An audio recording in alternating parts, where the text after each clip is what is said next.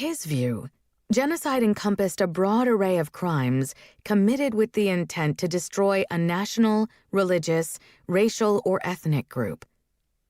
A secular Jew who believed that every people carried its own distinct spirit, Lemkin argued that genocide included acts. Wow, every group contains its own spirit. I mean, that's the nationalist perspective, right? That's the non-rational perspective. You can't prove in molecules and chemistry about a distinct spirit, but that certainly follows along with my perspective that different people have different gifts.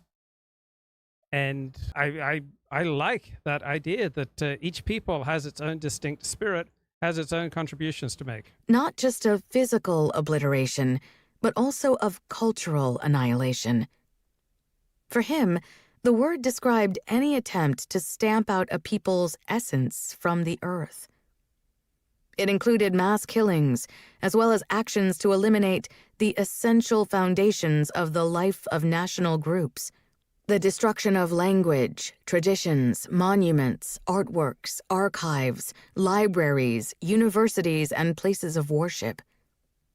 Lemkin's hope was that coining the word and persuading nations to recognize it as a crime might somehow prevent it from recurring.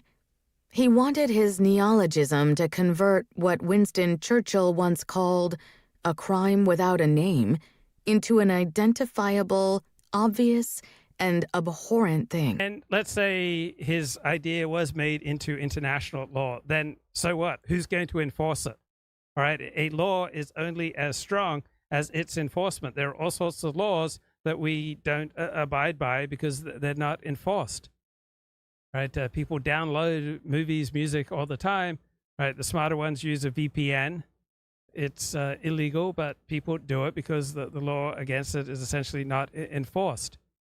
And so you make genocide a crime by international law, but that always requires distinct entities with distinct armed forces, all right, to enforce the law. Politics will always boil down to the use of force, all right? Unless you have the use of force backing up a particular law, it is purely ceremonial.